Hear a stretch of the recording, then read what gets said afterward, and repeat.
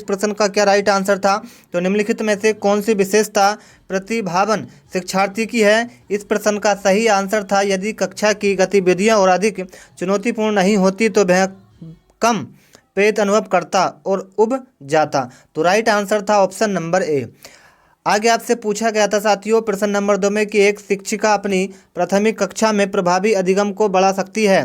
तो वो बढ़ा सकती है साथियों विषय वस्तु को विद्यार्थियों के जीवन के साथ संबंधित करके। ठीक है।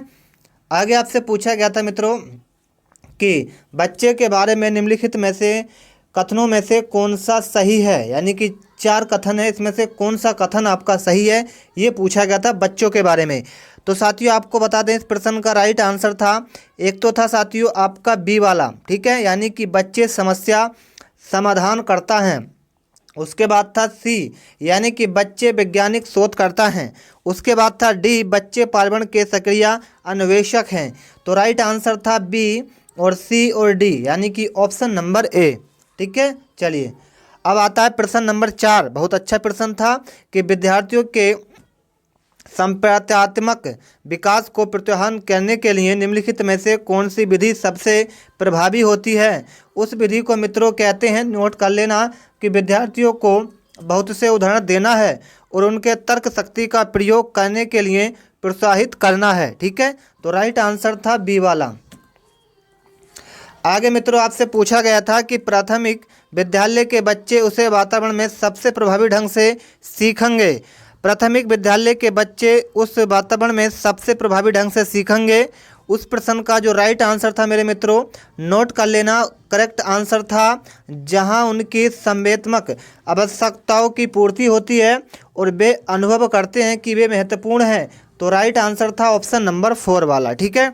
आ जाइए मित्रों आगे आपसे पूछा गया है, नोट करिएगा, कि एक बच्चा खिड़की के सामने से कौवे को उड़ता हुआ देखता है और कहता है कि एक पक्षी, इससे बच्चे के विचार के बारे में क्या पता चलता है? प्रश्न काफ़ी कठिन प्रश्न पूछे गए थे। तो मित्रों इस प्रश्न का जो राइट आंसर था वो था आपका साथियों क्या था, यानी कि जो आपका बच्चे की स्मृतियां पहले से भंडारित होती हैं, उसके बाद बच्चे में पक्षी का प्रत्यय विकसित हो चुका है। उसके बाद क्या था, बच्चे ने अपने अनुभव बताने के लिए भाषा के कुछ उदाहरणों का विकास कर लिया था। तो राइट आंसर था ए और बी और सी, यानी कि ए बी सी किसके अंदर है? ऑप्शन नंबर 2 के अंदर है। चलिए आगे मित्रों क्या पूछा गया था, नोट करिएगा, कि कोई शिक्षक अपने विद्यार्थियों को क्या कहे कि उन्हें भीतरी प्रेरणा के साथ कार्य करने के लिए प्रोत्साहित कर सके। तो मेरे मित्रों इसको का जो सही आंसर आपका था वो था ऑप्शन नंबर 3। क्या था साथी? ऑप्शन नंबर 3, यानी इसको क्या करना चाहिए, इसे करने की कोशिश करो, इसे करने की कोशिश करो और तुम सीख जाओगे कि सीखना विद्यार्थी की उनिक प्रेरणा है, जबकि किसे से पहले कार्य समाप्त कर प्रेरित करने में कार्य करने वाला व्यक्ति भारी प्रेरणा के रूप में कार्य कर रहा है। मित्रों आगे आपसे पूछा गया था, कोई शिक्षिका अपने विद्यार्थियों को, ध्यान से नोट करिएगा, कोई शिक्षिका अपने विद्यार्थियों को अध्ययन करने हेतु आंतरिक रूप से उत्प्रेरित करने के लिए कैसे प्रोत्साहित कर सकती है? बताइए।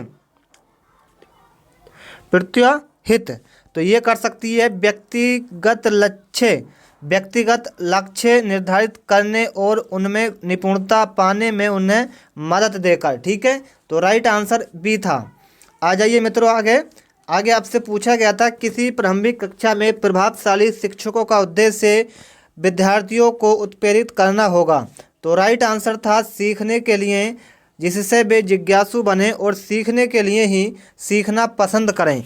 तो राइट आंसर आपका था ऑप्शन नंबर 4, बिल्कुल सही आंसर। ठीक है।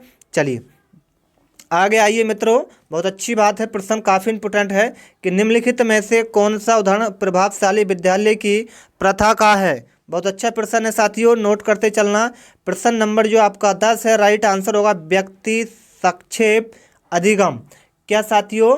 व्यक्ति संक्षेप अधिगम। ठीक है। तो करेक्ट आंसर था आपका ऑप्शन नंबर 2, बिल्कुल सही आंसर। आगे मित्रों आपसे पूछा गया था, विकास का सिरपदा विभुक दिशा सिद्धांत व्याख्या करता है कि विकास इस प्रकार आगे बढ़ता है। बहुत अच्छा प्रश्न है साथियों। राइट आंसर था सिर से पैर की ओर। किससे ओर? सिर से पैर की ओर। ठीक है, चलिए आ जाइए आगे। आगे मित्रों आपसे पूछा गया था भाषा विकास के लिए सबसे संवेदनशील समय निम्नलिखित में से कौन सा है? तो इस प्रश्न का राइट आंसर था आपका प्रारंभिक बचपन का समय।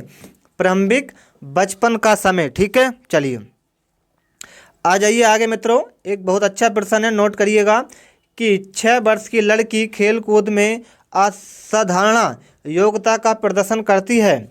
उसके माता पिता दोनों ही खिलाड़ी हैं। उसे नृत्य प्रशिक्षण प्राप्त करने भेजते हैं।